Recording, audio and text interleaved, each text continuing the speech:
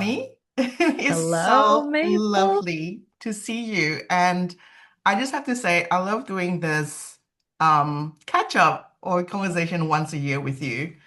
It always grounds me and I always feel like really inspired at the end of an interview. So thank you again for your time in, Same. doing this. Same. I'm so glad to be here, Mable. Thank you. I'm gonna dive right in the Um, questions. I just wanted to know, like to start us off, I'd love to know how 2025 felt for you, like both wow. creatively and personally. Like, were there any moments that surprised you or challenged you in any way? Yeah, 2025 was interesting.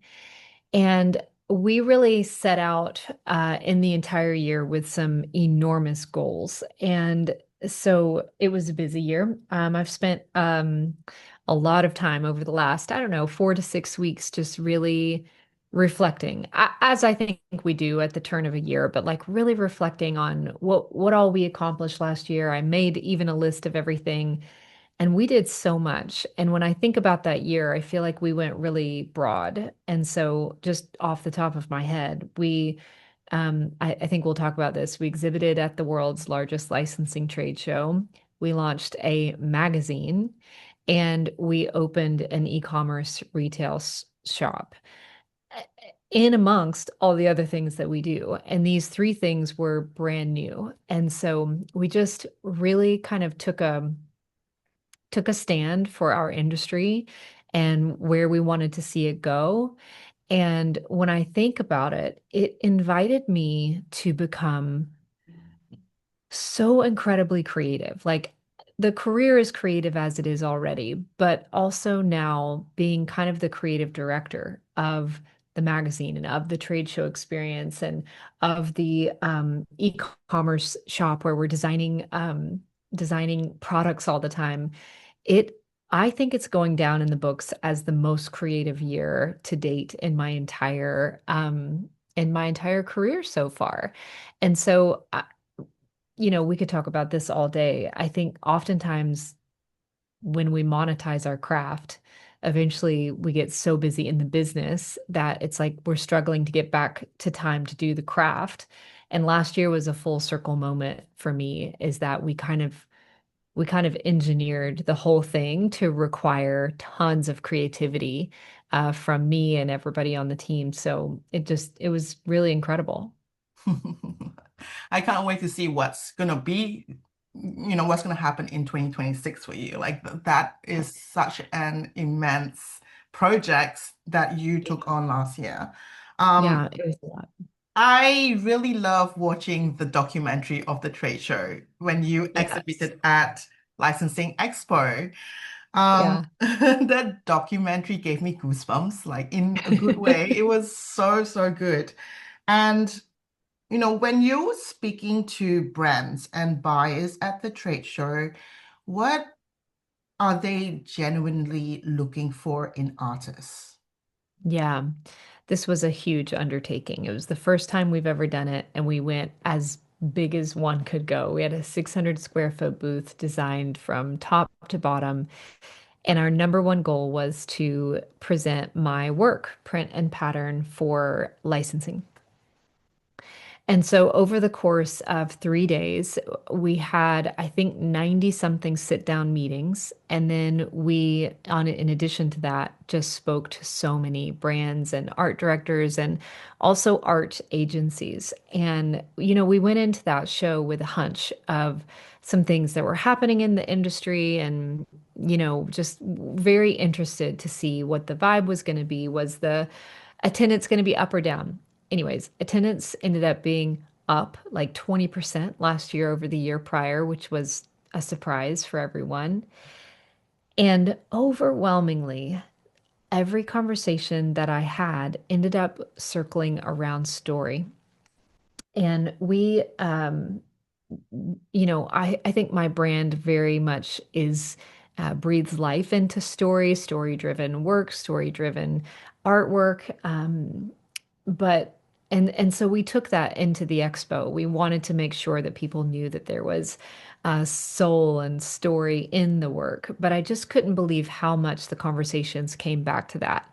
And so we were being asked if they could include the story of the collection or the story of me, the artist, on packaging and on end caps and share with their team. And it was like the number one differentiator between maybe other artwork and like artwork with soul and story.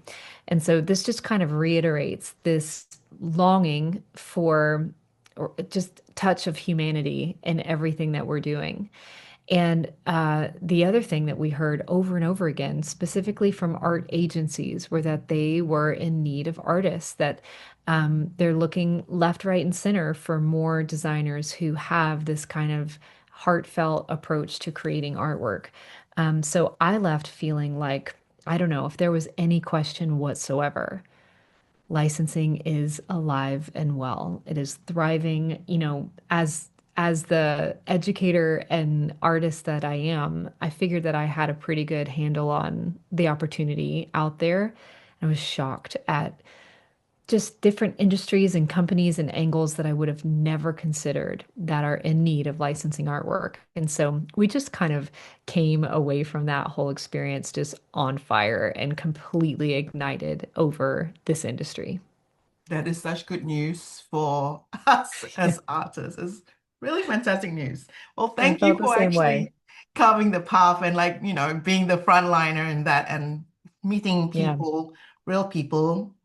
Um, and I think because you are so deep in the waters of what an artist is, as well as the other side, which as an educator, when you look at the surface design industry, what do you think artists are really navigating behind the surface or beneath the surface right now? Hmm. Um, as they pursue a career or as they're working in a career? As they pursue a career. I think probably just the really never-ending journey of staying true to what it is you want to kind of bring to life. I think we talk about this as like your voice or your signature style or whatever, whatever. But I think that it takes real discipline to have a perspective. And I think that perspective is what brands and companies really want. And so, not just the ability to make artwork, but to have a portfolio that has perspective, has an interesting way of looking at things or an interesting way of doing art. And a that really takes like what you're doing from things that everybody can do to something that nobody can do but you. And so that's kind of what I would question is what are you doing that no one can do but you? You're the only one who has that perspective. You're the only one who has that particular experience or art form that you can bring to the table and lean into that as a differentiator. And I think that that takes a lot of gumption. I think it takes a lot of guts to have a perspective because it's safer to kind of just blend into the slipstream, but I truly think that that's what separates the best from the best. Hmm. Um, I know that a lot of, at least people in my community, are wondering if it's too late to begin. Like, Yeah. is it too late to start again as an artist? And from what you're seeing in the industry, what challenges that belief? Yeah. Well, I'm a huge, huge believer that it's not too late. In fact, I would think that it is right on time. We are experiencing a absolute print and pattern resurgence right now There is this concept of pattern drenching left, right, and center. Everywhere we turn, there's pattern on pattern on pattern. I just got Anthropologie's latest newsletter, and they're releasing their entire home decor line that is like pattern drenched to the core. And so I think that we've come through nearly a decade where minimalism and kind of white beige was the thing. And people are really hungry for color and pattern from interiors to what they wear and everywhere. And so we're in the middle of a resurgence. And I think, okay, it's you're not ahead of the curve. If you haven't started yet, you're too late to be ahead of the curve. You absolutely have time to be on the curve because we're at the beginning of this thing and it's not going anywhere anytime soon. So I think it's really an exciting time to be a part of it. That sounds awesome. And I think there's so much hope. Like you, I think there's so much hope left in the world for new creations and new creativity. And like you had to pivot as a business person and a creative person too. Like it does, I don't think you stop being creative, but I think you think of different ways to be creative. And Mm. I think this is the demand now in the current demand in 2026. That is something that all things are beginning to make way for new things, and that Mm. itself is creative, and that Yeah, itself has lots of opportunities in it. I So love that. we're clearly living in the age of AI right now. And do you think that's actually creating a renewed desire for people to work with their hands and to be, 100%. reconnected with tactile forms of Yeah. creativity? Yeah. I feel it. I know you feel it. I think everybody feels it. But we really started looking at this at the end of 2024. And I felt like I had a hunch 2025 was going to start pulling people into this analog being.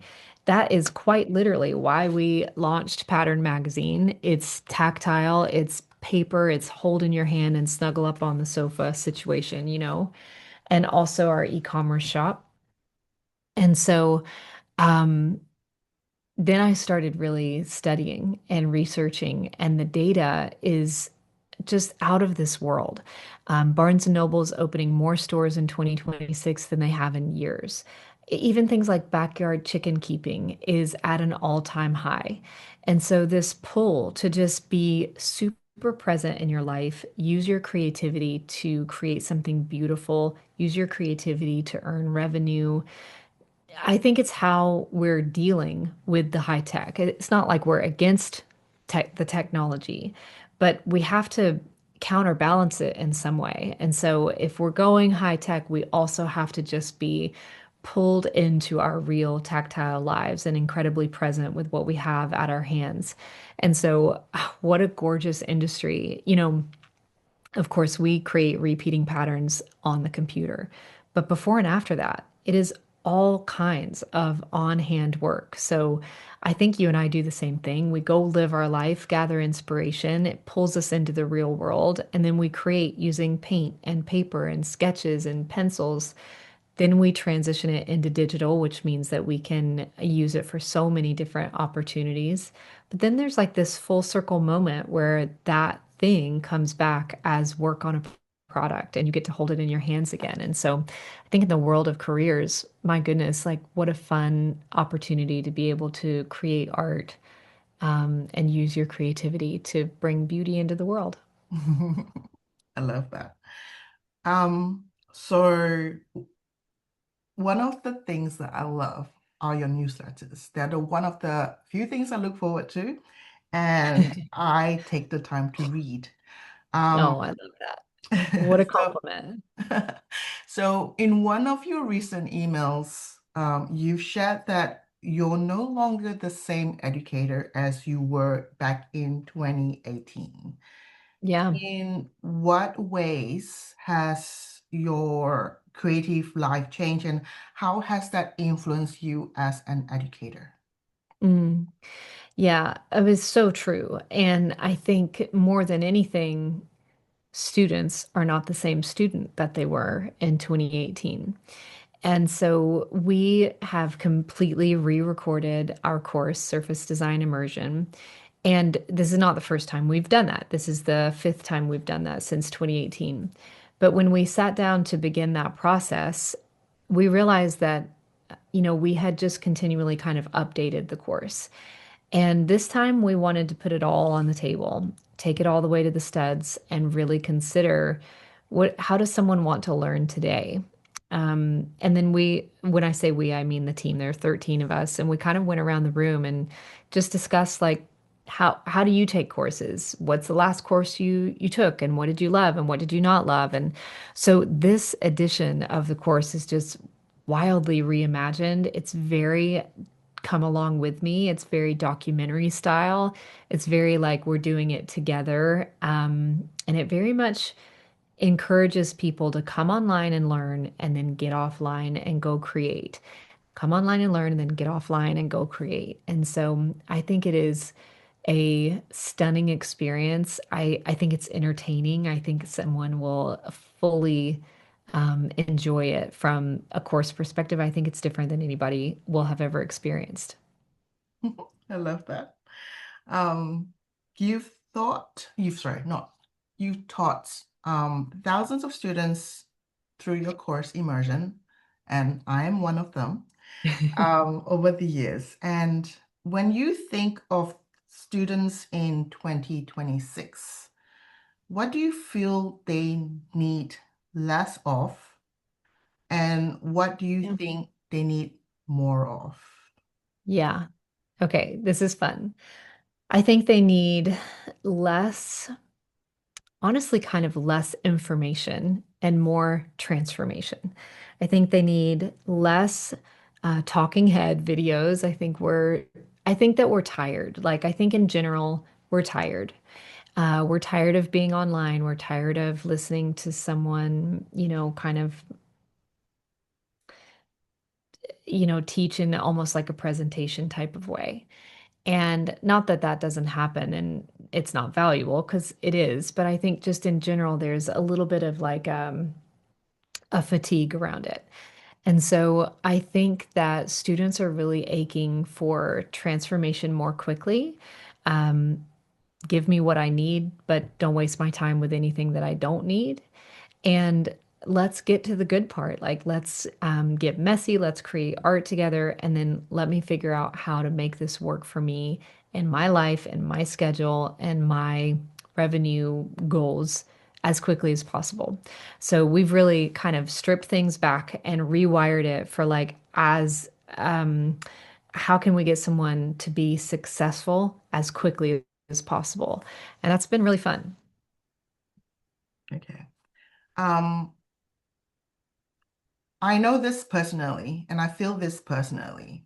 I feel surface design used to feel a lot slower, and it is somewhat a more linear path. Now it feels crowded, it feels noisy, and it's fast-paced. So, how does immersion help students find clarity and confidence without feeding into the culture? Mm. Okay, I wonder if it's true, Mabel, or if that is kind of like your informational planet. Do you know what I mean by that? I think because of the algorithms in our industries and our worlds, we kind of live on these informational planets that, I don't know. Because I think that it's I still find that it's an invitation to be really, I don't want to say slow, but really intentional about creating this career and not rushing through it because I think I think you can really tell when a designer becomes seasoned and there's really no way to fasten that, quicken that path other than just to do the work. And so I think that's one thing that we're focused on is like don't hustle.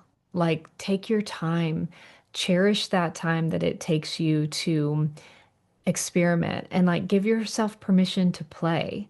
and use all these different kind of techniques and tools. And that really is what makes an incredible artist. And I think that as, AI generated art and things become, a reality, that the ones that have taken the time to really learn the craft and really learn how to follow their intuition in pattern design and the flow of it all and color creation and really have something, they are going to become in such high demand because there aren't going to be as many of them because people aren't just not willing to do the work.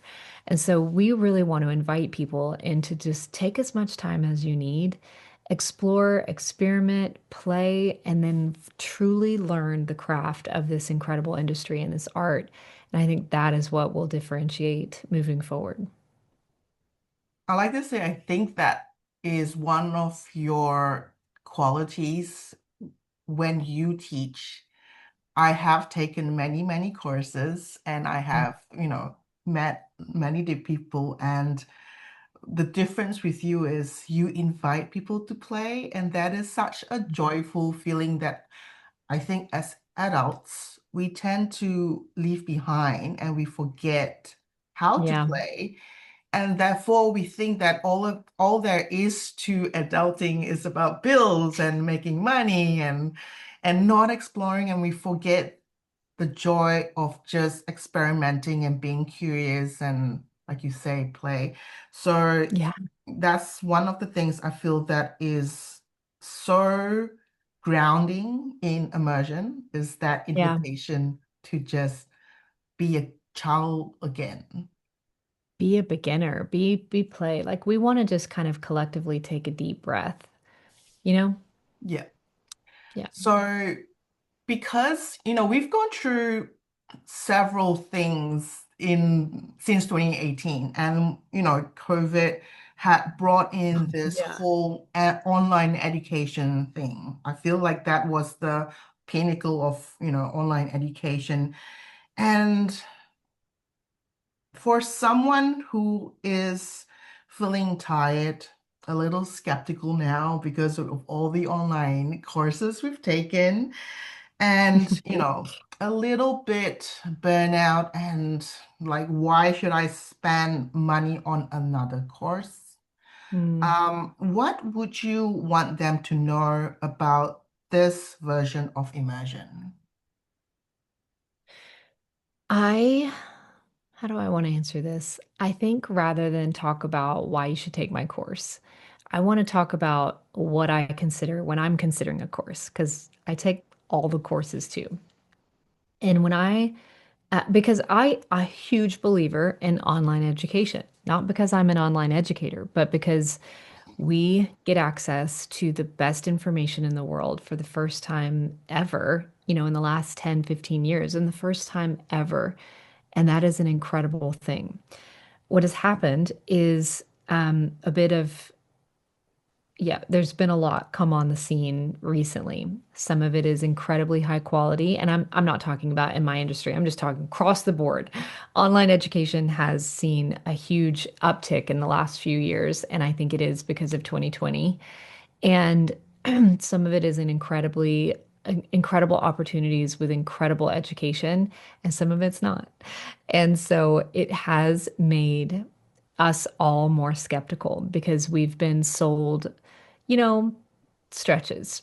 And so, because of that, when I approach a course, I am adamant about looking at the educator. I want to know how long they've been doing this and have they had success in, is there an actual kind of technique, tool, art form that is learned that they've had success with first.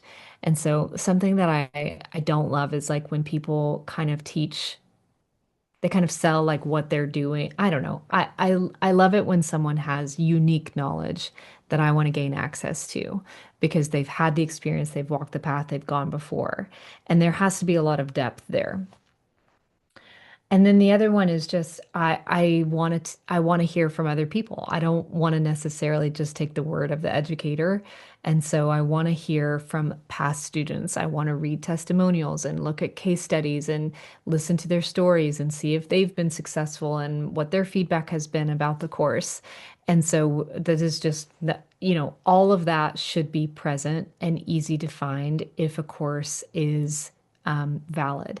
And if so, there's nothing that earns my money more quickly. Like what an opportunity to get access to education in that way. But you just have to do your due diligence, I think now more than ever. Yeah, definitely. Yeah.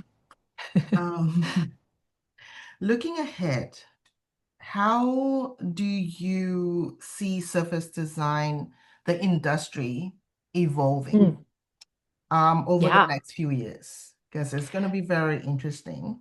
And and the second part of the question is, how is immersion supporting students to build careers that is relevant for that future? Mm. Well, I think I've touched on this already, but I think we are clearly in a resurgence. We're in a revival of print and pattern. It is everywhere. It is happening. The wallpaper industry is booming. The digital textile industry is booming. Print and pattern is just absolutely taking off in a way that we haven't really seen in a long time. And so, we are working with brands and art directors and art agents consistently. So we work with them on a monthly basis through our membership, but also through the trade show experience and everything. And so what we keep hearing is that they're looking for fresh perspectives. They're looking for fresh art. They're looking for fresh perspectives. The interesting thing is that I can say every single one of hundreds and hundreds of brands that we've been in touch with over the last 12 months, nobody is interested in AI art. In fact, most of them have policies that require that the artist doesn't use AI in any capacity when it comes to their actual artwork. And so again, I see that the industry is leaning into that. So the industry is very much leaning into a requirement of handmade, human-made art, because they're not interested in anything other than that. And so obviously, if that changes, we're going to be leaning in and figuring that out. But to this point, it would actually be doing a disservice to teach AI art because no brand that I know of is willing to even accept it. And so we don't really touch it. Plus, it's not the art form, that we love. I mean, I'm not anti-AI, right? But I am, but we're not using it in our artwork. So, I would like to touch on that because I've noticed this I don't know what you call it, but I think brands are recognizing that when they use AI art and on Instagram or social media at least, the backlash they get no from good. people is not good. It's no So good. I think that that really helps that there is that little bit of adversity from Yeah. or this feedback from people that do not love all things AI. Yeah. Yes, we are in the AI world right now. We use AI, but it doesn't necessarily have to be everything around us.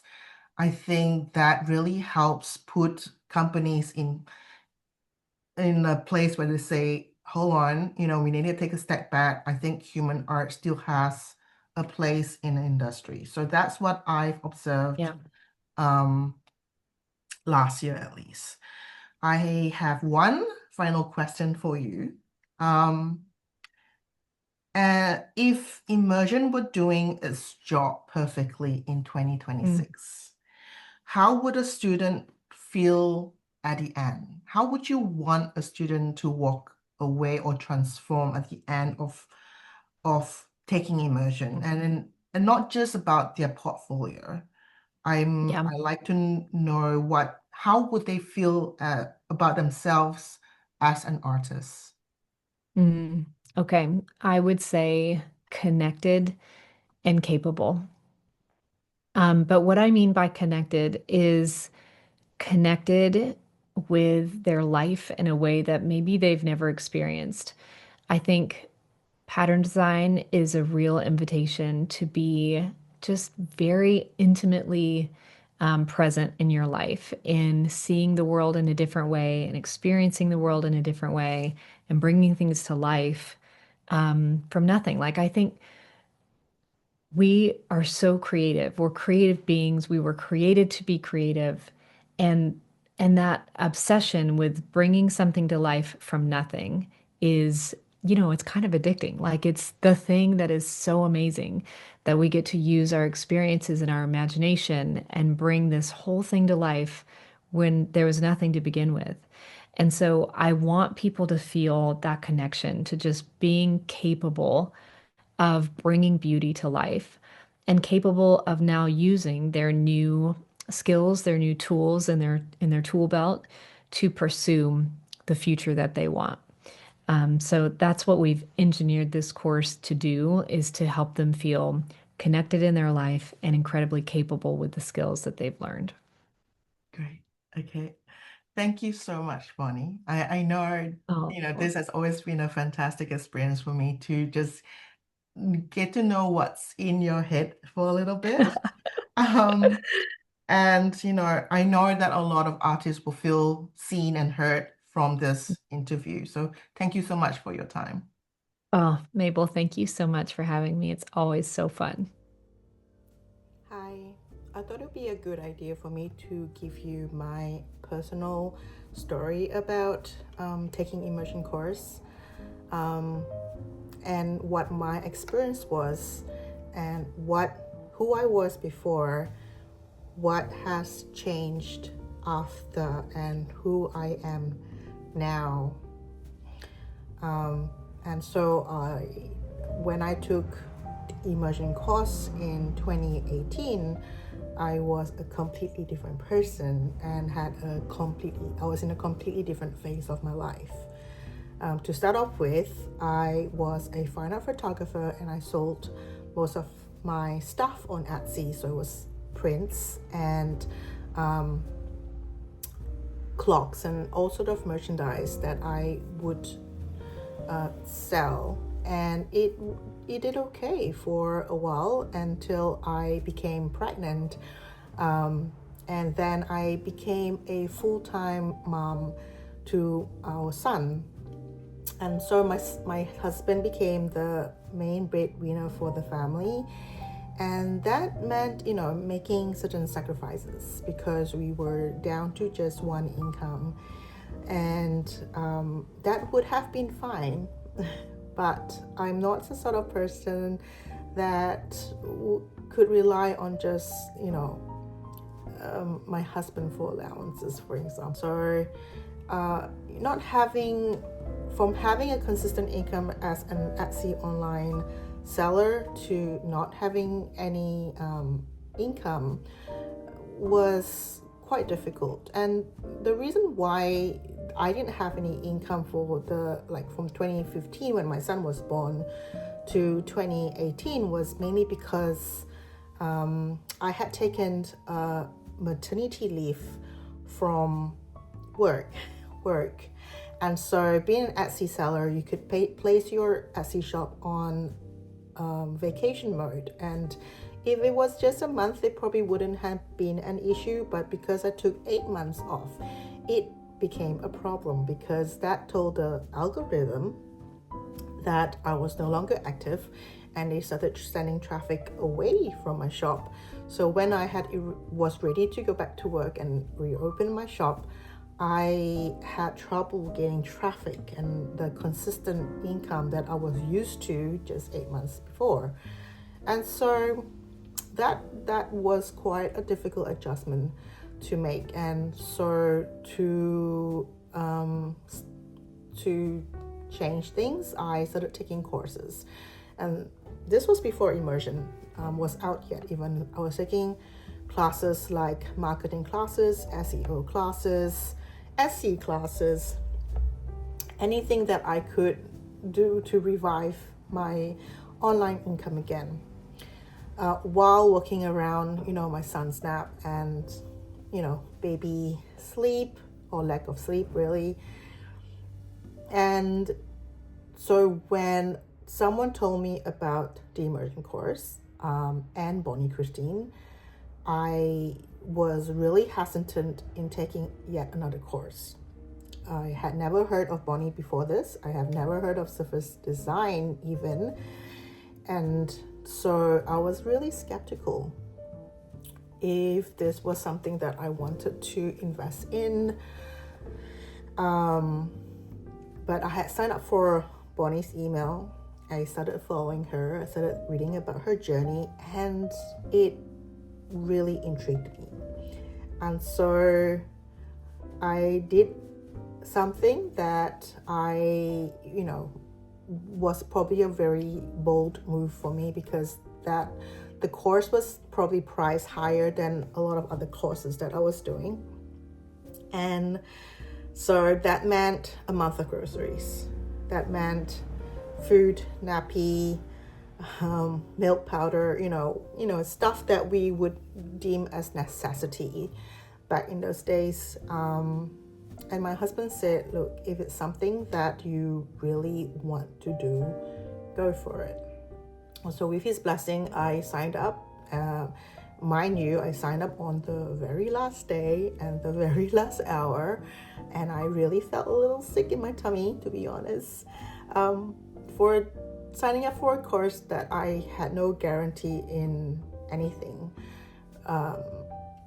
So I took the course and watched every class that Bonnie put up, and I was mesmerized. I was hooked. I loved everything that she taught me, because it was something that I never knew I needed.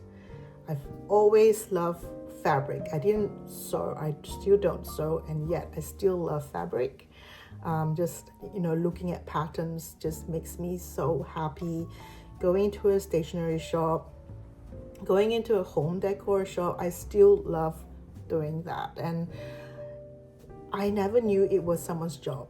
I never knew it was a career option. And so Immersion opened up that path for me. So in that 18 months after taking the Immersion course, I finished it, I watched everything, and the only thing that was left to do was do the work and build my skills.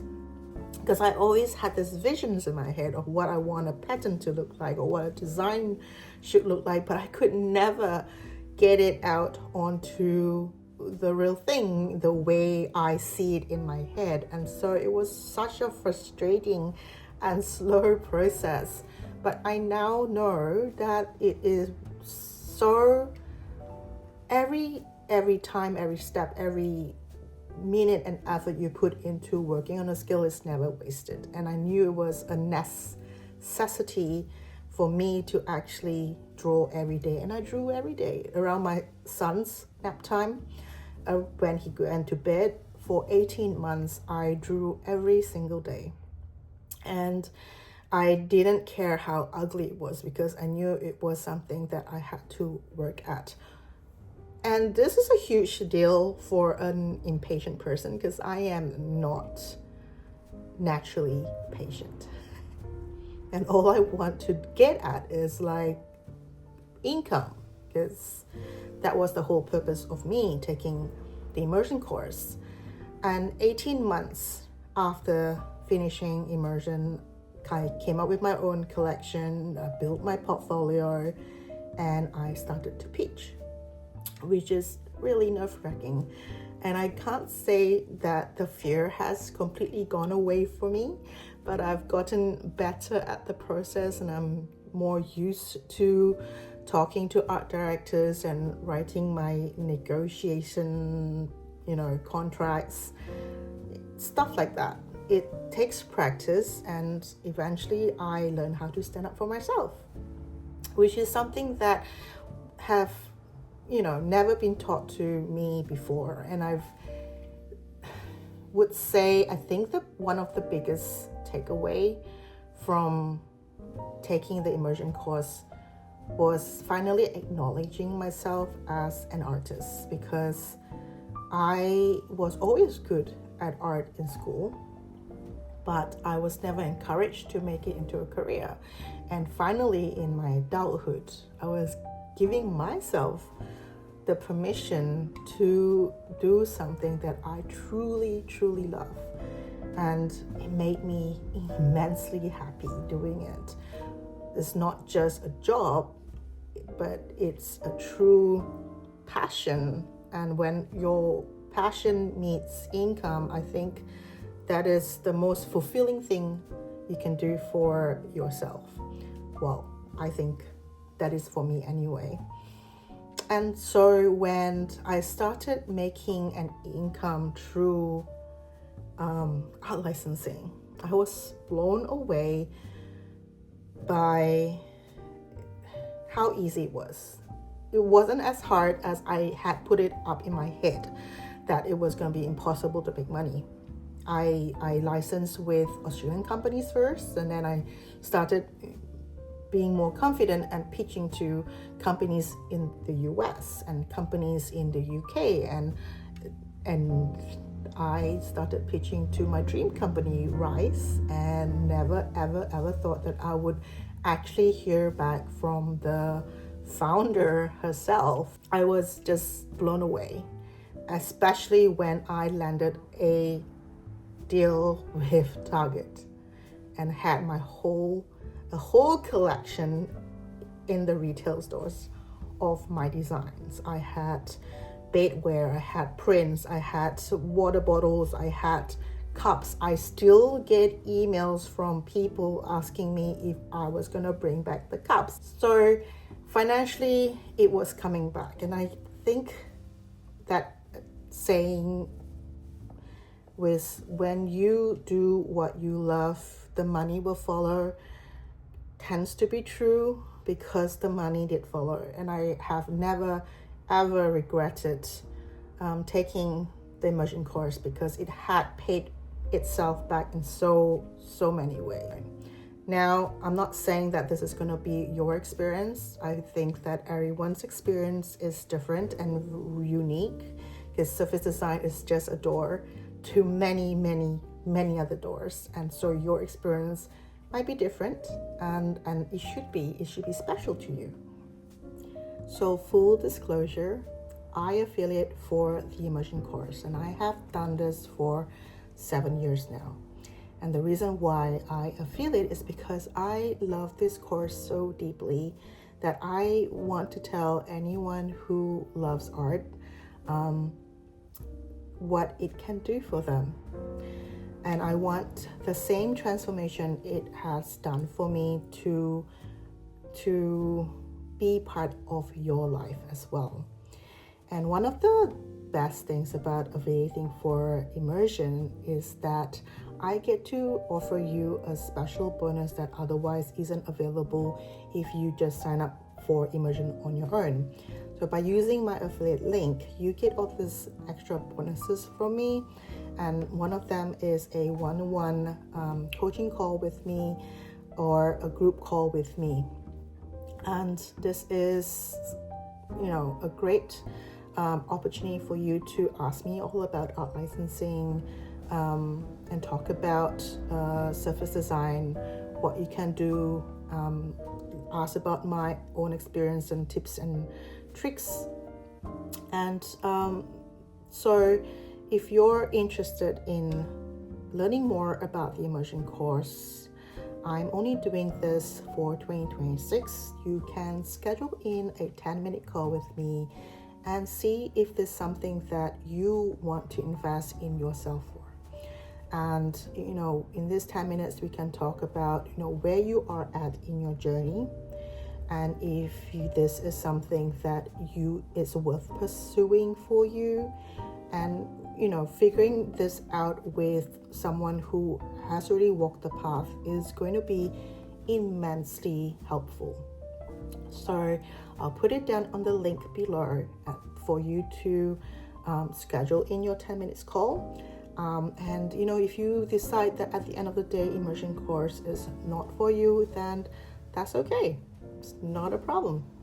But I guess this is something I wish someone was there to provide for me when I was going through that path, that uncertainty, that huge investment, and having someone to talk to who's done it before would have been so good for my mental health. So if you like to do that, just the link is below, and that's all for me. Thank you for listening, and thank you for being here. I wish you all the best, and I'll see you next time.